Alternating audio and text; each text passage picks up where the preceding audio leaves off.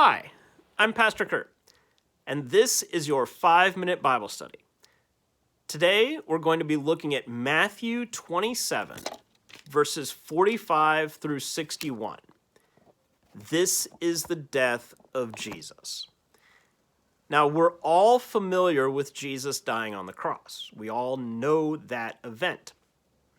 But when we study the Gospels, it's really interesting and really important to compare how the different Gospel writers present this scene.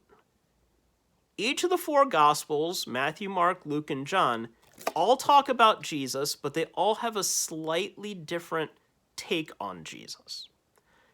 Here in the Gospel of Matthew, when we read this scene about Jesus dying on the cross, the words that Jesus says are, my God, why have you forsaken me?"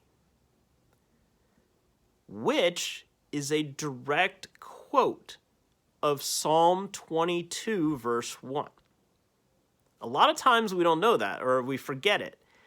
When Jesus dies on the cross and he's saying, my God, why have you forsaken me?" He's not just calling out in anguish.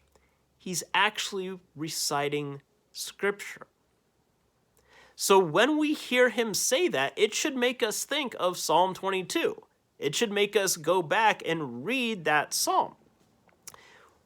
When we come together for worship on Maundy, Thursday, oftentimes at the end of the service, there will be the stripping of the altar. Psalm 22 is the psalm that's read at that time, because the stripping of the altar is meant to kind of visually show Jesus being stripped and dying. Psalm 22 goes with that.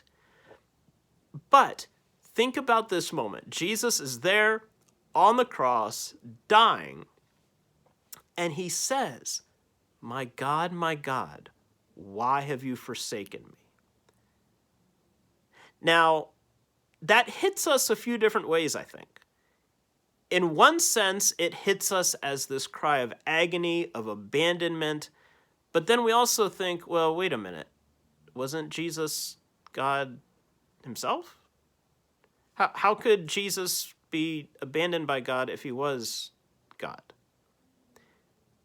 Again, we're kind of mixing different gospel accounts when we think about stuff like that, but it's still important to think about. What this gospel writer here wants us to focus on is this moment of feeling abandoned, of Jesus feeling completely and utterly alone here. We know that experience, I think.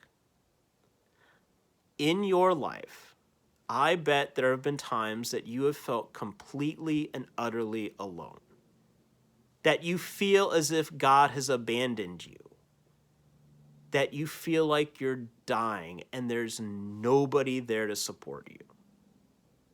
Yes, of course, you've had your good days and people are there with you and you feel close to God and all that. Those days are great. We all like those days. But then we also have the other kind of days.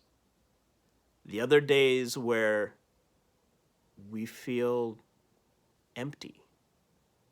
We feel like God has abandoned us, that God is gone. In those moments, remember that God is still there. Sometimes in life, we look around and we see all the horrible things happening in the world, and we wonder, where is God in this? Has God just abandoned us? I mean, look at the state of our world. Look at our lives. Look at our hearts sometimes. Where is God in this? When we ask that question, we then look to the cross. And we see Jesus hanging there, dying, and we wonder, where is God in this?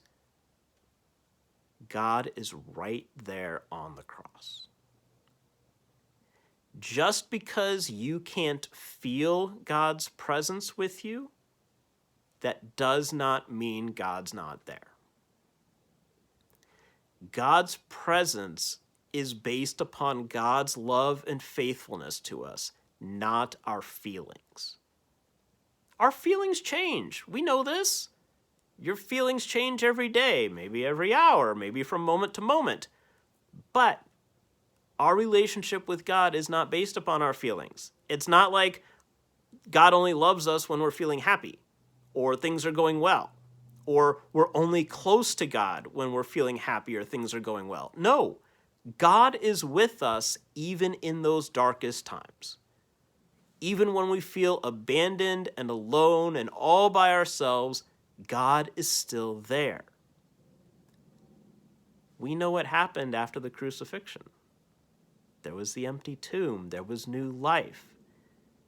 In those moments when you feel like God has abandoned you, remember that God is still there, and God is still bringing about new life. There's your 5-minute Bible study for the day. Please remember to like, comment, share, and subscribe, and I'll see you next time. Thanks.